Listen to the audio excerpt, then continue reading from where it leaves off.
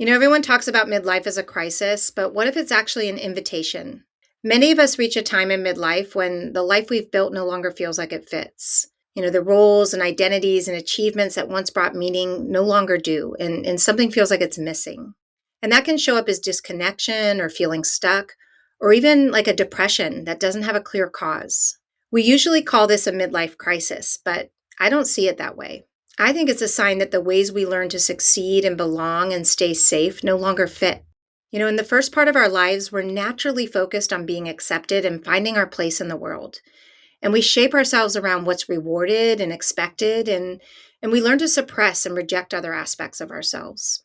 Over time, we develop patterns like people pleasing and perfectionism and control. And on the outside, we might seem competent and pulled together. But other parts of us are waiting for room to breathe. Our intuition, our vulnerability, anger even, creativity and desire.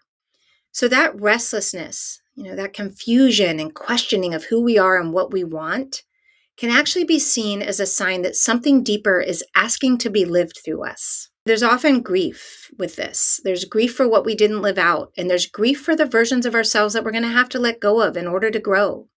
They've become familiar. And there's often fear too, because the parts of us that want expression now were often the very parts that we learned early on were not okay, that we wouldn't be accepted if we showed them. But this can be the beginning of a much deeper and fuller life. That midlife ache can actually be seen as an invitation to begin reclaiming those parts of yourself that were set aside. Not to become someone new, but to become more whole. And as we do that, energy returns. We feel more present and alive. We become less reactive and our relationships improve.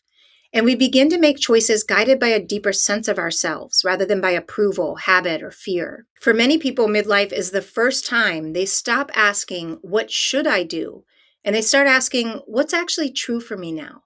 And that's when everything begins to change.